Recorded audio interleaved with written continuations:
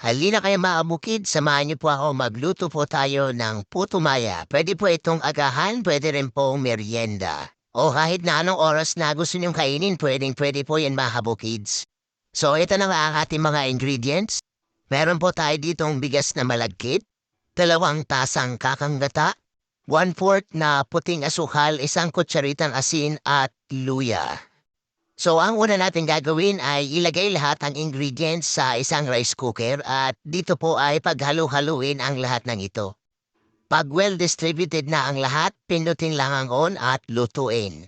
Para din lang tayo nagluto ng kanin sa rice cooker. I-check lang from time to time ang inyong niluluto hanggang sa makita nyo na ganito na ang kanyang consistency.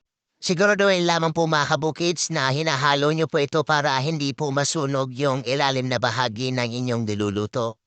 I-simmer lang po ng mga 15 minutes at kapag nakita nyo na ganito na po ang itsura niya, yan ay luto na po. Palamigin lang at pwedeng-pwede na pong kainin yan. Masarap po yan i-partner sa hinog na mangga mga kabukid. Subukan nyo po, napakasarap. At syempre ako nga ay may laing kambing kaya mas gusto ko yung mga may gulay palagi.